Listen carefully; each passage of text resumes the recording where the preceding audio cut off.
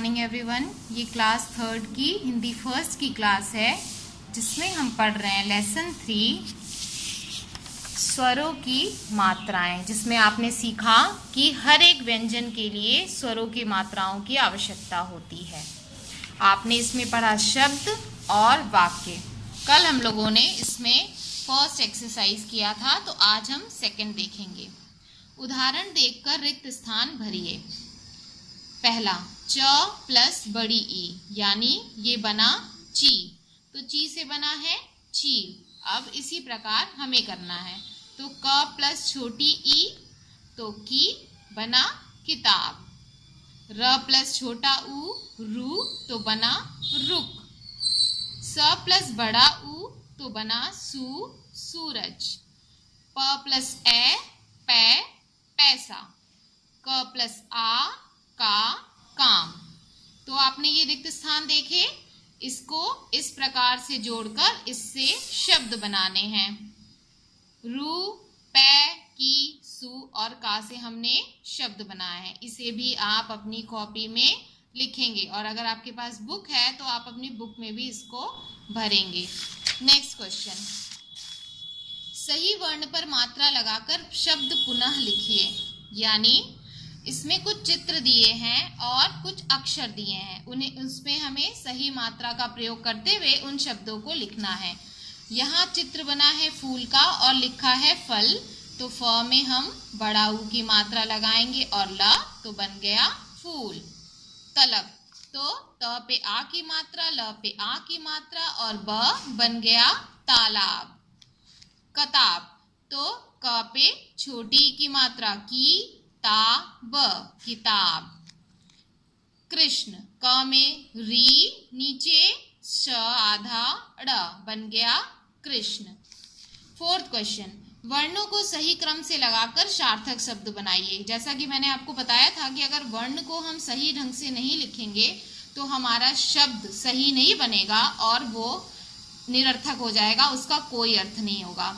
इसी प्रकार से आपके सामने उदाहरण है कि ये वर्ण जो हैं सही क्रम से नहीं लिखे गए, इसलिए सार्थक शब्द इसे हमें बनाना है जिसका कोई अर्थ हो। तो लिखा है को ल य, तो ये बन गया को य ल कोयल। राघो, घोड़ा। चम्मच, च आधा म, पूरा म और च। तजरबू, तरबूज, तरबूज। गिलास, ग पे छोटी की मात्रा, ल पे आ की मात्रा और स, यानी वर्णों को हमने सही क्रम से लगाया तो शब्द बने कोयल, घोड़ा, चम्मच, तरबूज और गिलास। अब है चित्र देखकर सार्थक वाक्य लिखिए।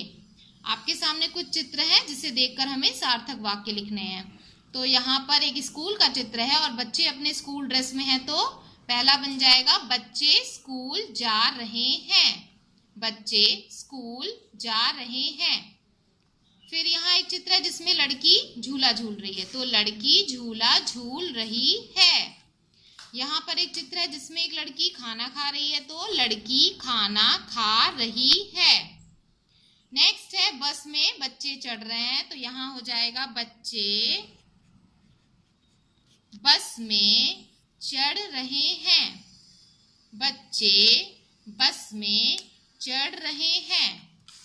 अब आपके सामने लास्ट क्वेश्चन है इस लेसन का। नीचे लिखे शब्दों को क्रम से लगाकर सही वाक्य बनाइए।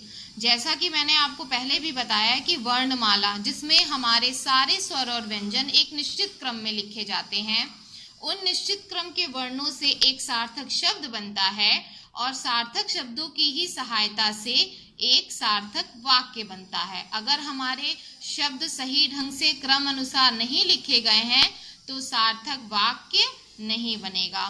तो आपके सामने भी ये इस प्रकार से क्वेश्चन है, पुस्तक पढ़ती रमा है, तो यहाँ हो जाएगा रमा पुस्तक पढ़ती है। रमा पुस्तक पढ़ती है। नौका में नदी है, तो हो जाएगा नदी में नौका है। नदी में नौका है। रमेश चला कार है रहा। रमेश कार चला रहा है। रमेश कार चला रहा है। मिलजुल कर हमें चाहिए रहना। हमें मिलजुल कर रहना चाहिए। यानी पहले लिखेंगे हमें, फिर हम लिखेंगे मिलजुल कर, फिर लिखेंगे रहना और फिर लिखेंगे चाहिए। चमक तेज रहा सूरज है। चमक तेज रहा सूरज है तो क्या हो जाएगा? सूरज तेज चमक रहा है। सूरज तेज चमक रहा है। तो इस प्रकार से हमने लेसन 3 जिसमें हमने स्वरों की मात्राओं के बारे में जाना, व्यंजनों के साथ स्वरों के प्रयोग को जाना, र की मात्राओं को जाना कि र को हम साधारण तरीके से भी लिखते हैं और छोटा ऊ और बड़ा ऊ की सहायता से भी लिखते हैं।